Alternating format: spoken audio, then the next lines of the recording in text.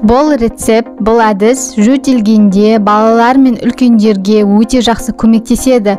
Бұл ғажап қоспаны жөтел қысқанда, қолыңызда ештеңе болмай қалғанда, дәрі болмай қалғанда үй жағдайында жасалатын әдіс. Сәлем, құрметті алтындарым.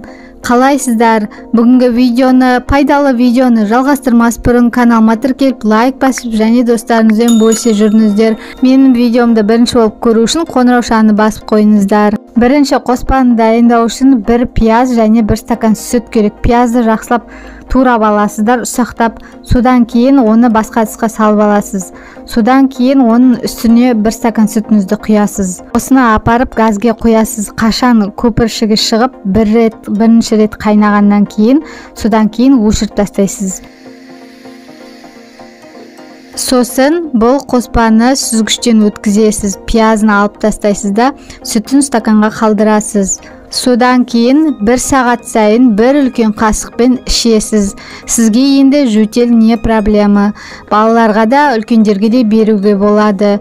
Бұл жөтелді тез емдейді. 3 күннің ішінде емдеп аласыз. Енді достар, еш дәрісіз жөтелді емдеп алуға болады. Үй жағдайында кез келген уақытта қолда бар әдіспен, қолда бар тамақтармен осы әдісті жасап алуыңызға болады. Осы әдіс ең қарапайым әдіс, бірақ та әсері өте жақсы.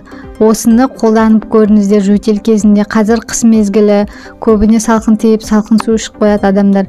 Сондықтан да жөтелген уақытта дәрі іше бермей, арасында үй жағдайында емделгеніңіз дұрыс. Құрметті достар, мен сіздерді жақсы көремін. Денсаулықтарыңыз мықты болсын. Әрқашан аман болыңыздар, алтындарым менің. Достар, видео пайдалы болды деген ойдамын. Басқа достарыңыз жайында бөлісе жүріңіздер. Басқа адамдар да жөтелді үй жағдайында қалай емдеу керек екенін біліп жүрсін. Денсаулықтарыңыз мықты болсын, сау болыңыздар.